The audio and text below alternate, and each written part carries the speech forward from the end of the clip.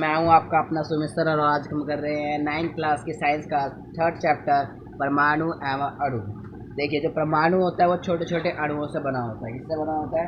छोटे छोटे अणुओं से। तो पहला जो हमारा टॉपिक है वो रासायनिक संयोजन का नियम है। तो रासायनिक संयोजन के नियम में आपको क्या क्या चाहिए? द्रव्यमान संरक्षण का नियम, स्थिर अनुपात का नियम पढ़ेंगे, ठीक है, गुणित अनुपात का नियम पढ़ेंगे, पारस्परिक अनुपात का नियम पढ़ेंगे और गैलोसिक गैस का आयतनों का नियम पढ़ेंगे, ठीक है। फिर डाल्टन का परमाणु का सिद्धांत पढ़ेंगे जिसमें द्रव्यमान संरक्षण का नियम और प्रारंभिक अनुपात का नियम होगा। फिर परमाणु पढ़ेंगे, परमाणु का द्रव्यमान और परमाणु का अस्तित्व, ठीक है। फिर हम पढ़ेंगे अणु, अणु का द्रव्यमान, अणुओं का प्रकार, सूत्र इकाई और एक प्रकार के परमाणु का निर्माण और विभिन्न प्रकार के परमाणु का निर्माण, ठीक है। तो चलिए पहला टॉपिक स्टार्ट करते हैं। फर्स्ट टॉपिक आपको दे रहा है रासायनिक संयोजन का नियम। तो किन्हीं दो या दो से अधिक पदार्थों के बीच रासायनिक अभिक्रिया कुछ सिद्धांतों पर आधारित होती है। इन सिद्धांतों को रासायनिक संयोजन का नियम कहते हैं। देखिए, आप कोई भी दो केमिकल ले लो, एच एच टू ले लो और प्लस ऑक्सीजन ले लो। जब आप इसको प्लस करोगे तो आपको मिलेगा H2O, ठीक है, हाइड्रोजन दो ऑक्सीजन एक। तो इसके बीच नियम क्या होना चाहिए कि कुछ अभिक्रिया सिद्धांत, ठीक है, इनके इनके बीच संयोजन होना चाहिए। इनके बीच क्या क्या होना चाहिए? द्रव्यमान संरक्षण का नियम होना चाहिए, स्थिर अनुपात का नियम होना चाहिए, ठीक है, गुणित अनुपात का नियम होना चाहिए, प्रारंभिक अनुपात का नियम और गैलेस के अनुपात का नियम, ठीक है। तो क्या क्या द्रव्यमान संरचना का नियम क्या बोलता है? इस नियम के अनुसार द्रव्यमान का उदय व विनाश संभव नहीं है, ठीक है। कभी ऐसा कभी नहीं हो सकता किसी भी सामान का द्रव्यमान ना हो, किसी भी चीज़ का वजन ना हो, ठीक है। किसी रासायनिक अभिक्रिया के लिए इस नियम का उपयोग निम्न तरीकों से किया जाता है। किसी भी रासायनिक अभिक्रिया के दौरान पदार्थों को द्रव्यमान का जोड़ उसी अभिक्रिया के उत्पाद द्रव्यमान के जोड़ के बराबर होगा। एग्जाम्पल के लिए आप ले लो, आपके पास पदार्थ ए प्लस बी है, आप इन दोनों को प्लस कर रहे हो। जब आप इसको प्लस करोगे तो आपको आउटपुट मिलेगा ए बी मिलेगा, ठीक है। इसको हम बोलते हैं उत्पाद करना। क्या बोलते हैं? उत्पाद करना। समझ में आ गया?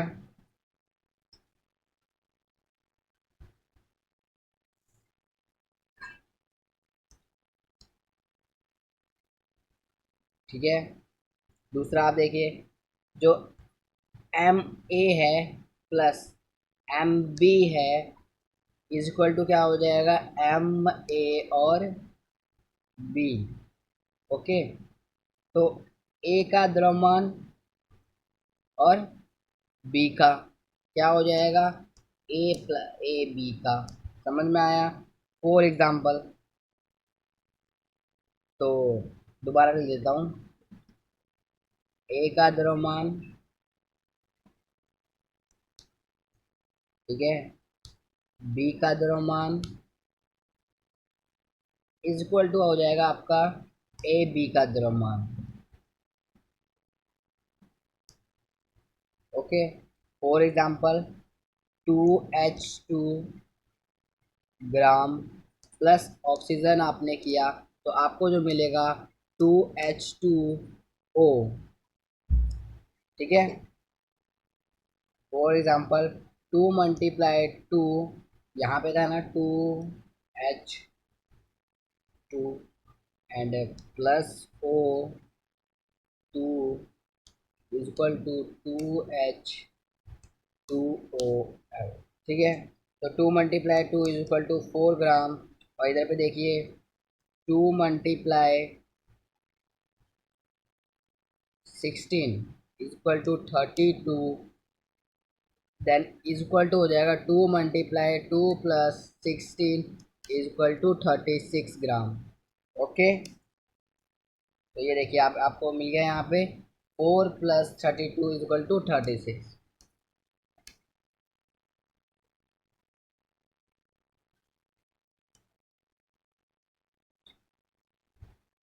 अब देखिए, एक अभिक्रिया में 3.6 ग्राम सोडियम कार्बोनेट एवं 6.0 ग्राम एथिलीन अम्ल अभिक्रिया होते हैं। 2 gram carbon dioxide, 8.2 gram sodium ethylene एवं 0.9 जल उत्पाद के रूप में प्राप्त होते हैं। इस अभिक्रिया द्वारा दिखाए गए परीक्षण द्रव्यमान संरक्षण का नियम सिद्धांत करता है।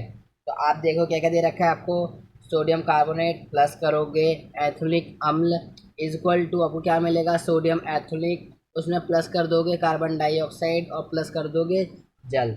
तो आप प्लस करिए, पहले देखिए सोडियम कार्बोनेट प्लस एथिलिक अम्ल और नीचे पदार्थ, उत्पाद क्या मिल जाएगा आपको, सोडियम एल्थिन और कार्बन प्लस जल आपको ये मिल जाएगा। ठीक है। द्रव्यमान के संरक्षण का नियम क्या बोलता है, सभी को प्लस कर देना है।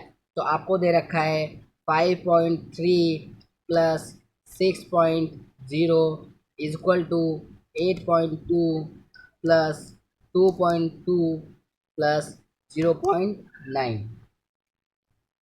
तो आप जब ये वाला प्लस करोगे तो आपको मिलेगा 11.3 इक्वल टू उधर क्या मिलेगा 11.3। ठीक है।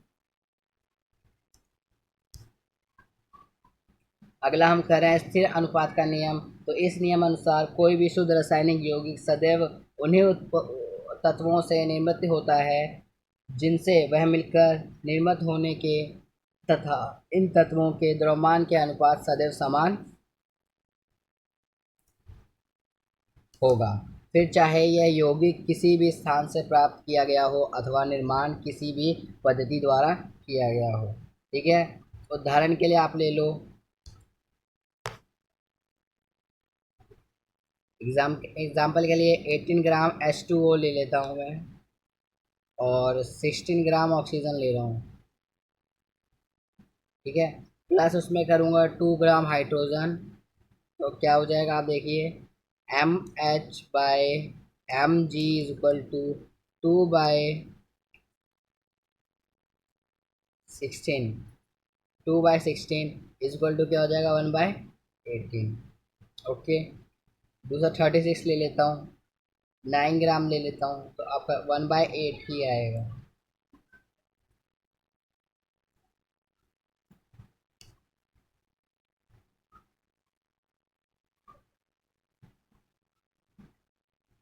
क्वेश्चन लेके देखते हैं, चलिए।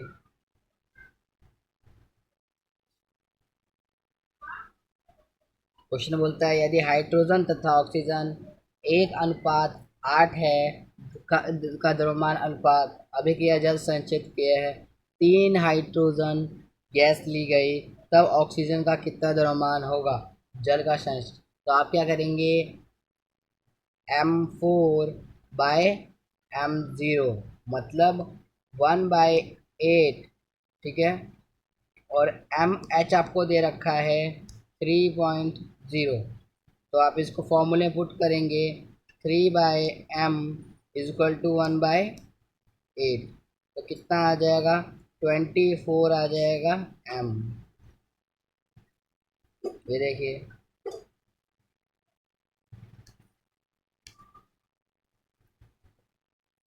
ठीक है। डाल्टन परमाणु का सिद्धांत। तो रासायनिक संयोजन के नियम पर आधारित डाल्टन के परमाणु सिद्धांत द्रव्यमान संरचना का नियम तथा स्थिर अनुपात का नियम को सिद्ध करता है। डाल्टन के परमाणु का सिद्धांत के महत्व, सभी द्रव्यमान परमाणु के से निर्मित होते हैं। परमाणु अभिवास सूक्ष्म कण होते हैं जो रासायनिक अभिक्रिया में ना तो उत्पन्न होते हैं ना ही उनका विनाश होता है। यह द्रव्यमान संरक्षण का नियम सिद्धांत कहलाता है। किसी भी चीज़ का द्रव्यमान एकदम से ना खत्म होगा ना एकदम से बढ़ेगा। ठीक है। हम बात कर लेते हैं परमाणु। तो आधुनिक परमाणु सिद्धांत अनुसार परमाणु किसी भी तत्व का वह सूक्ष्म भाग है जो रासायनिक अभिक्रिया से बिना अपने रासायनिक एक भौतिक गुणधर्मों को बदलते हुए उस अभिक्रिया में प्रयुक्त होता है। परमाणु तत्व के सूक्ष्म भाग का जिन्हें किसी भी शक्तिशाली सूक्ष्मदर्शी के से भी देखा नहीं जा सकता, सबसे सूक्ष्म हाइड्रोजन परमाणु की परमाणु त्रिज्या 0.37 मल्टीप्लाई 7 पावर -7 m या 0.3 0.037 nm होती है, जहाँ 1 nm is equal to 10 - 10 m के बराबर होती है। तो इसमें आप देखिए, तत्व यहाँ पे है, चिन्ह यहाँ पे है, तत्व चिन्ह आपको ये सभी शॉर्ट फॉर्म में। एल्यूमिनियम को हम लिखते हैं Al, ऑर्गन को लिखते हैं हम लोग Ar, बेरेनियम को हम लिखते हैं Ba, कैल्शियम को हम लिखते हैं Ca, क्लोरीन को हम लिखते हैं Cl, कार्बेट को हम लिखते हैं Co, लीड को हम लिखते हैं Pb, कॉपर को हम लिखते हैं Cu, फ्लोरीन को F, गोल्ड को Au, हाइड्रोजन को H, आयोडीन को I, आयरन को Fe, ठीक है, सल्फर को S+, नाइट्रोजन को N, ऑक्सीजन को O, पोटेशियम को K, सिलिकॉन को Si, सिल्वर को Ag और सोडियम को Na और जिंक को Zn। किसी भी तत्व के एक परमाणु का द्रव्यमान उसके परमाणु द्रव्यमान कहलाता है। किसी परमाणु का एक द्रव्यमान उसके परमाणु द्रव्यमान कहलाता है। परमाणु द्रव्यमान की इकाई, तो परमाणु द्रव्यमान की इकाई द्रव्यमान C12 समर्थित 1/12 वह हिस्से का द्रव्यमान बराबर होता है। ऐसा ही क्या होता है इसका, वन यूटिलिटी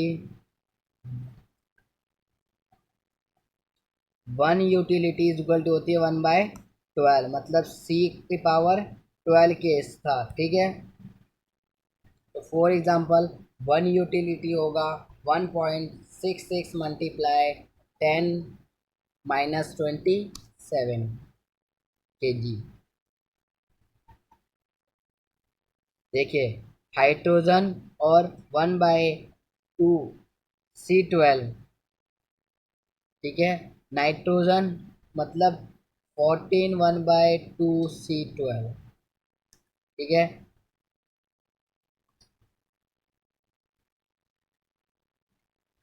परमाणु किस प्रकार स्थिति में रहते हैं। ज़्यादातर तत्व परमाणु अति अभिक्रिया होने के कारण कभी भी मुक्त अवस्था में नहीं पाए जाते। केवल निश्चल गैसों के परमाणु ही मुक्त अवस्था में पाए जाते हैं। उदाहरण के लिए He, Ne, An, ठीक है, Kr, Xen।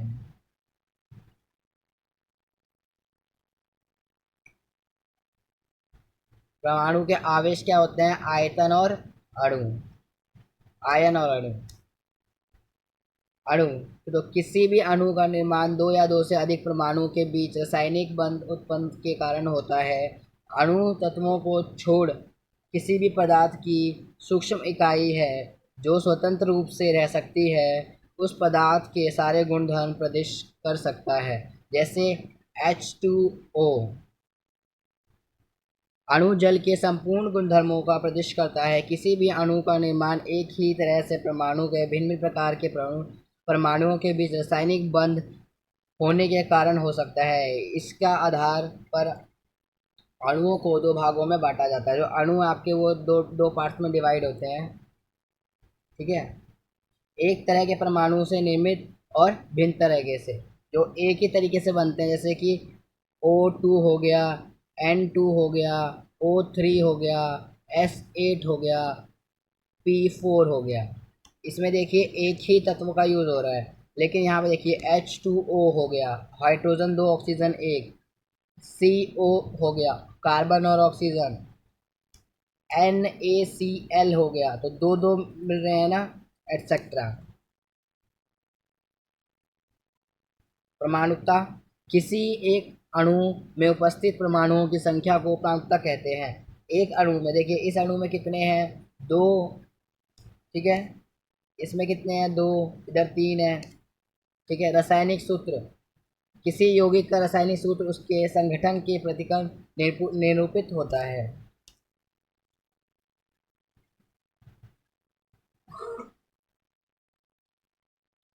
रासायनिक सूत्र के विशेषताएं, तो रासायनिक सूत्र संगठनों, संयोजन व आवेश बराबर होने चाहिए, मतलब उसके आवेश और संयोजकता बराबर होनी चाहिए।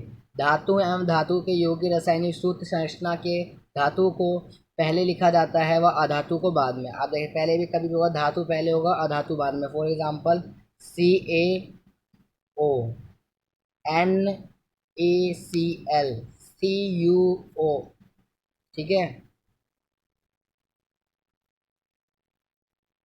आयन के रासायनिक सूत्र में आने की स्थिति में इस आयन को बैक्टीरिक में रखा जाता है, फिर संयोजन अथवा आवेश की बैक्टीरिक के नीचे लगाया जाता है। जैसे देखिए उदाहरण के लिए CaOH2 NH2, ओके।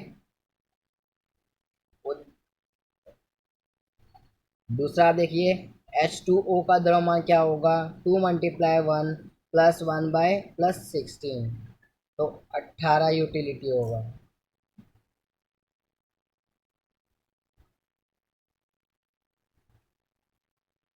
रासायनिक सूत्र लिखने के नियम, तो सबसे पहले तत्वों के परमाणु के चिन्ह को लिखा जाता है, फिर अब इन चिन्हों के नीचे इनकी संयोजकता को लिखा जाता है। अब संयोजकता परमाणु की संयोजकता को क्रॉस करते हैं, ठीक है। परमाणु पहला परमाणु दूसरे परमाणु को संयोग ग्रहण करता है तथा दूसरा परमाणु पहले वाले परमाणु को संयोजकता के ग्रहण करता है। संयोजकता के क्रॉस करके रासायनिक सूत्र तैयार हो जाता है। अब देखिए यहाँ पे आपका हाइड्रोजन है, यहाँ पे आपका सल्फेट है, ठीक है। तो हाइड्रोजन एक है, सल्फेट दो है, क्रॉस मल्टीप्लाई कर दीजिए, क्या हो जाएगा, हाइड्रोजन मल्टीप्लाई दो, हाइड्रोजन दो हो जाएगा और सल्फेट एक हो जाएगा। समझ में आ गया। सेकंड देखिए कार्बन और ऑक्सीजन, ठीक है। कार्बन 4 है, ऑक्सीजन 2 है, क्रॉस मल्टीप्लाई कर दीजिए, तो क्या हो जाएगा, कार्बन 2 हो जाएगा, ऑक्सीजन 4 हो जाएगा, ठीक है। नेक्स्ट देखिए हाइड्रोजन और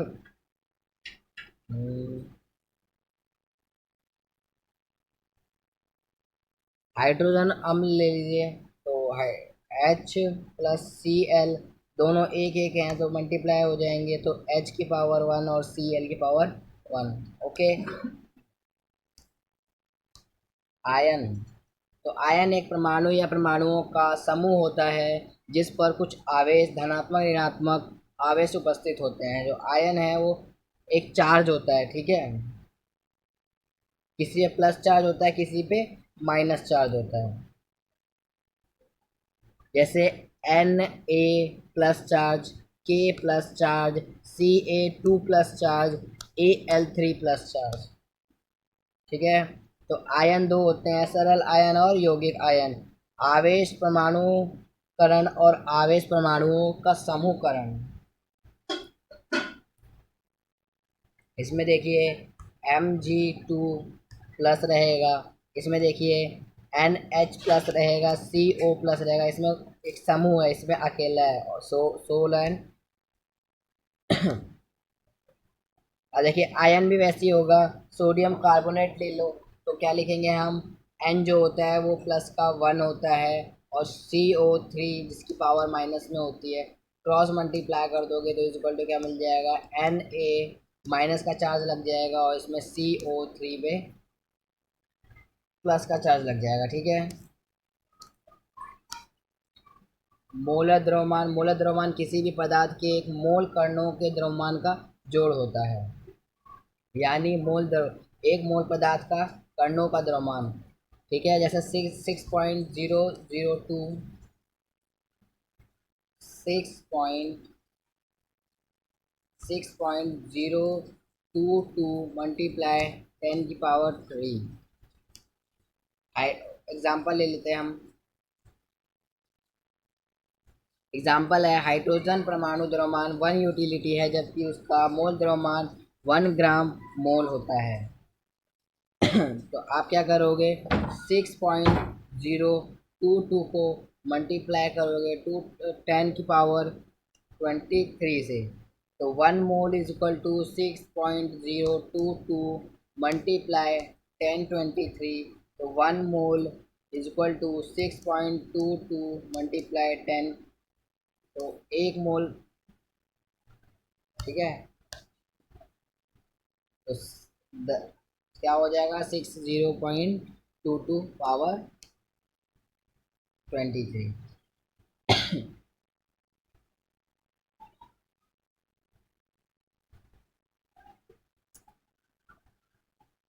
महत्वपूर्ण सूत्र, मोल की संख्या आपको निकालनी है, दिया गया द्रव्यमान और मोल द्रव्यमान आप कर दीजिए m plus capital M। Okay, mole की संख्या निकालनी है तो क्या करना पड़ेगा, हमें दिए गए कण की संख्या ऊपर लिखनी है और नीचे 6.022 मल्टीप्लाई 10⁻23 कर देंगे, मतलब n और n की पावर 0। आप इन दोनों को यूज़ करेंगे। दूसरा हम कर देंगे m is equal to n multiply m, n की पावर 0। क्वेश्चन ले लेते हैं। 2.2 ग्राम लोहे का हिस्से में उपस्थित लोहे के परमाणु की संख्या ज्ञात करनी है। क्या क्या फॉर्मूला है संख्या ज्ञात करने के लिए, देखिए दिए गए कणों की संख्या और 6.022 मल्टीप्लाई 10, तो कितने दे रखे हैं हमें, देखिए हमें जो दे रखा है वो दे रखा है, सबसे पहले मोल निकालिए। 1 मोल लोहा कितने का है, 56 ग्राम। ओके, तो 56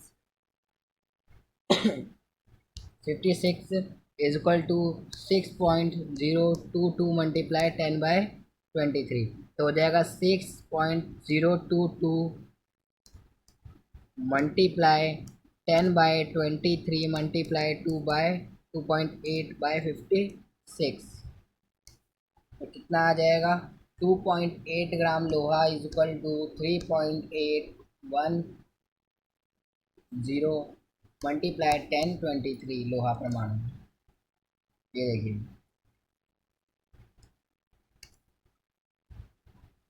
इसमें देखिए यदि पदार्थ के अणु का द्रव्यमान 5.32 मल्टीप्लाई 10⁻23 ग्राम है, इस पदार्थ का मूल द्रव्यमान क्या होगा। तो आप क्या करेंगे, 5.32 को मल्टीप्लाई करेंगे 2/-23 की पावर से,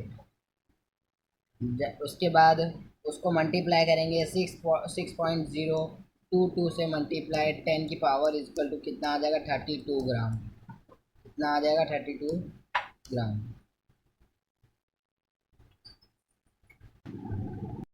0.5 मोल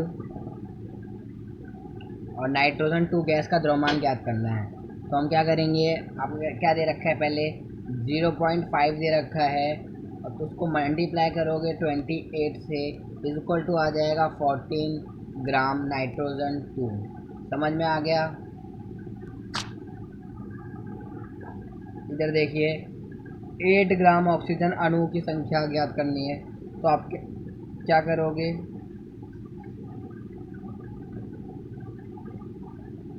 6.022 मल्टीप्लाई 2⁻23, तो 32 ग्राम आपको मिला है। 6.022 से मल्टीप्लाई करिए, जब मल्टीप्लाई करोगे तो इक्वल टू आ जाएगा 8.32, तो मतलब 8 ग्राम ऑक्सीजन अणु और इक्वल टू 1.551 मल्टीप्लाई 10⁻23 अणु। ठीक है, यहीं पे आपका ये चैप्टर ख़त्म होता है। समझ में आ गया। सभी क्वेश्चंस की प्रैक्टिस करेंगे और जितनी ज़्यादा प्रैक्टिस करोगे उतना ज़्यादा आपको ज़्यादा समझ में आएगा। तब चलिए, तब मिलते हैं नेक्स्ट वीडियो में, तब तक के लिए बाय बाय।